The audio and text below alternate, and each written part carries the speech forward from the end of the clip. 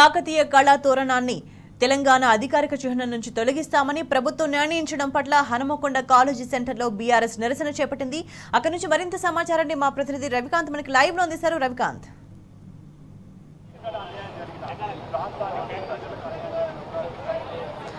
స్వేచ్ఛ కాకతీయ కళా తోరణాన్ని తెలంగాణ అధికారిక చిహ్నం నుంచి తొలగిస్తామని రాష్ట్ర ప్రభుత్వం ప్రకటించడం పట్ల సీఎం రేవంత్ రెడ్డి ప్రకటించడం పట్ల మొత్తం వరంగల్ జిల్లా అంతా కూడా అట్టుతున్న సందర్భం మనకు కనిపిస్తూ ఉంది.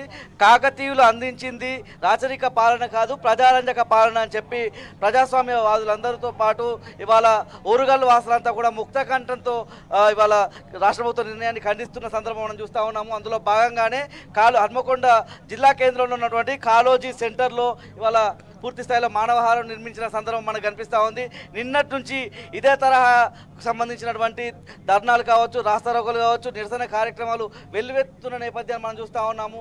ముఖ్యంగా రౌండ్ టేబుల్ సమావేశాలు ఏర్పాటు చేస్తూ విద్యావంతులు అదేవిధంగా మేధావులు దీని పట్ల రాష్ట్ర ప్రభుత్వం తమ నిర్ణయాన్ని వెనక్కి తీసుకోవాలన్న సందర్భాన్ని కూడా మనం వ్యక్తం చేస్తున్న సందర్భం మనకు కనిపిస్తూ ఉంది. పూర్తి స్థాయిలో మనం చూస్తూ ఉన్నాము. కాకతీయ కళాతోరణం ఇది రాచరికానికి గుర్తు కాదు, ఓరుగల్లు రాజస్థానికి గుర్తు అన్న సందర్భాన్ని మనం చూస్తూ ఉన్నాం. మనతో పాటు సారయ్య గారు ఉన్నారు, ఎమ్మెల్సీ. సరే, వల్ల రాష్ట్ర ప్రభుత్వం తీసుకునే నిర్ణయం ముఖ్యంగా కాకతీయ కళాతోరణం అంటే ఏంటి, రాచరికానికి గుర్తా?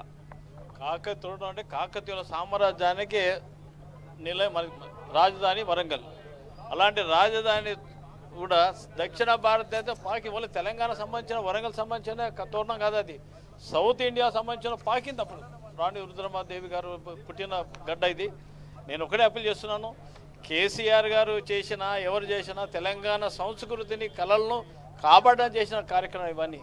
అలాంటి కార్యక్రమాన్ని మీరంతా చేస్తే వరంగల్ జిల్లా ప్రజలు యావత్ తెలంగాణ ప్రజలందరూ దీన్ని సహించే ప్రశ్న లేదు.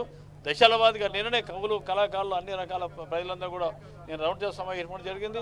ఇలా మా పార్టీ పరంగా జిల్లా పార్టీ అధ్యక్షుడు వినయ్ భాస్కర్ గారి నేతృత్వంలో ఇలా మానవహార కార్యక్రమం నిర్వహించింది. కాళోజీ నారాయణరావు గారు పుట్టిన గడ్డ ఇది. వారి స్ఫూర్తితోటి ప్రత్యేక తెలంగాణ రాష్ట్రం ఆనాడు 69 ఉద్యోగంలో కూడా మేము కూడా అందరూ చిన్నపిల్లలు విద్యార్థి నాయకులు మేము పనిచేసాం. ఆ స్ఫూర్తి ఇప్పుడు కూడా తెలంగాణ కోసం మేము అందరూ పోరాటం చేసిన కార్యకర్తలు. ఏదేమైనా కదా నాకు ఒకటే అప్పీల్ చేస్తాను, రేవంత్ రెడ్డి క్యాబినెట్ ఇద్దరు మహిళా సోదరిమణులు ఉన్నారు. ఆ ఇద్దరు మహిళలు కూడా వరంగల్ సంబంధించిన వాళ్ళు.